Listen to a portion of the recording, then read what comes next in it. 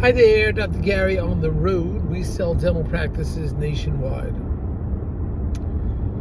I'm a dentist for 25 years. I was a general dentist. We've been doing the dental practice brokerage for 14 years. Today's topic is Volume 2. Seller wishes to be compensated for the potential of the referrals out of his dental office or her dental office. We're going to go over that. As you know, we're now in 22 states, and we have 10 employees, 2 CPA accountants, and we continue to grow. We're available to you from 8 a.m. till 9 p.m. East Coast time every day, 363 days a year. We take off Christmas and Easter, so please call us. Everything you're about to hear is for legal, not legal purposes. It's entertainment only. It's not legal purposes. Now, our phone number is 201-663-0935. And our website is dentalpracticeguide.com or nationwidedentalpracticebrokers.com. If you're thinking about selling to a DSO, please call us because we work with them all. They pay our commission. We know who the best ones are, and we're independent of them. So give us a call. And if you're going to work with us, we'll often get your legal fees reimbursed based on certain criteria. We'll get them reimbursed at closing. We're one of the only brokers that does that. Watch out, construction on road ahead. Multiple times. So give us a call. Now, also, what we're dealing with today is the seller sends out a lot of the root canal, a lot of the difficult extractions. The seller expects to be compensated for that in the sale price. Well, you can't do that.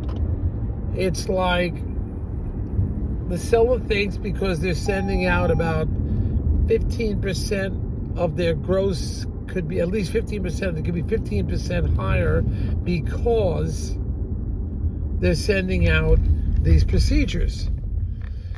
Endo, root canal, and also oral surgery. The doctor said, look at the potential here. It's just sitting right there. I'm not advertising. I'm setting this work out.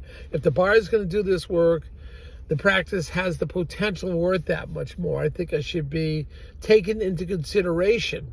And we say, no, in the end, the response from the banks are, in the end, it's what you are collecting year to year. It's not the potential that the new buyer will be collecting. It is the potential is what the buyer thinks, the seller thinks he can sell. The bank says, no, it is what's on the books, what is on the tax returns. That is the value of your practice, a factor of that. The fact that these are unrecognized potential gains, you can't sell the practice. What that does do, although, that increases the marketing ability of the practice. Because I could say to a buyer, hey, look, if you do the, endo, molar, root canal, and so forth in-house, look at the potential growth you'll have here. Also, the doctor is not marketing or advertising, so therefore look at your growth potential there. So that has a marketing effect to it and will make the practice itself more marketable. And a buyer may be more inclined to purchase it because of that. And that's what that does. But to get direct compensation from the seller for unrecognized procedures that you may be doing, you can't expect that.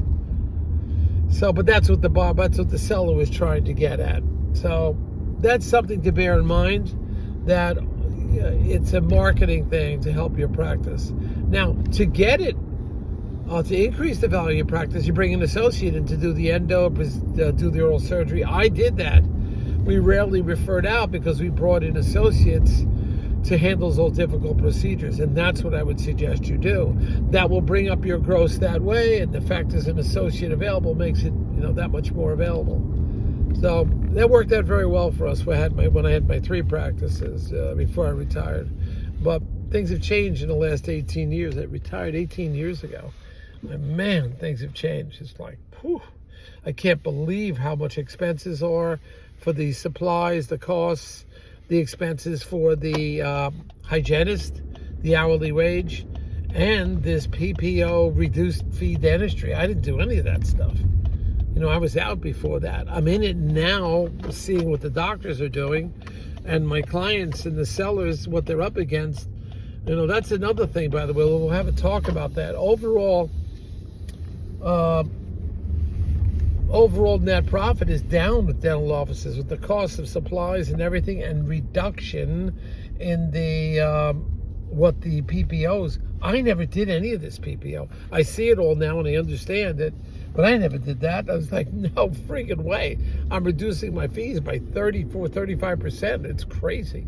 But that's what the market is right now. So it's just something you have to understand. And there's less profitability in the dental offices. Anyway, if you like what you hear, hit the subscribe button. We've got quite a few subscribers now, over 320 tapes, YouTube videos. So listen, and with that information is there for you. We try to do it on a weekly basis. Thank you for listening. Talk to you soon. I'm off to the beach, but now, believe it or not, a little early, but I'm off.